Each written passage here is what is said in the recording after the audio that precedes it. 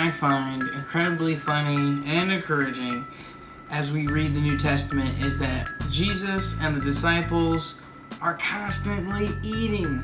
I've heard it put this way: Jesus ate his way through the Gospels. So I wanted to take you on a little trip and let's eat together through the Gospels. Meanwhile, the disciples were urging him, saying, "Rabbi, eat. Stay in that house, eating and drinking what they give you, for the laborer is worthy of his wages. Whatever city you enter and they receive you, eat what is set before you. If one of the unbelievers invites you and you want to go, eat anything that is set before you, without asking questions for conscience sake." So mean. And they all ate and were satisfied. They picked up what was left over the broken pieces, 12 full baskets. There were about 5,000 men who ate, beside women and children.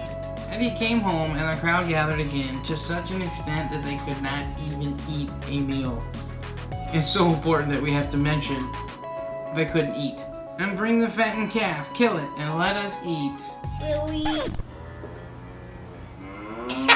So why does the Bible record all these meals and record Jesus eating through the Gospels? What's the purpose? Well, one of my favorite stories that highlights this is the story where Jesus calls Levi.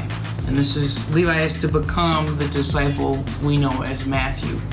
So this takes us to Matthew chapter 9. We'll start with verse 10. "And as Jesus reclined at the table in the house, behold, many tax collectors and sinners came and were reclining with Jesus and his disciples." And here's the key, verse 11. "And when the Pharisees saw this, they said to his disciples, 'Why does your teacher eat with tax collectors and sinners?'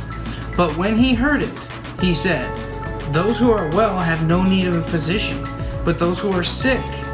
Go and learn what this means.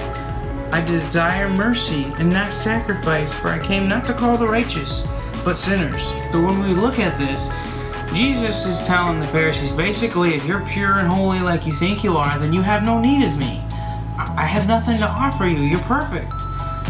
I came for those that know that they need to change, know that they are not perfect, know that they need to be forgiven, that have sin that needs to be forgiven.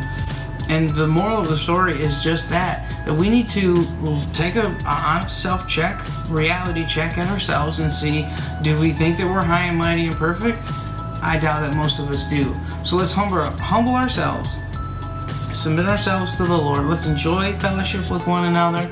Let's love on one another and realize that we can be perfected through Christ and that he loves us, and that is the purpose of him dying on the cross for us, that we can be perfected and that we can be forgiven by his blood.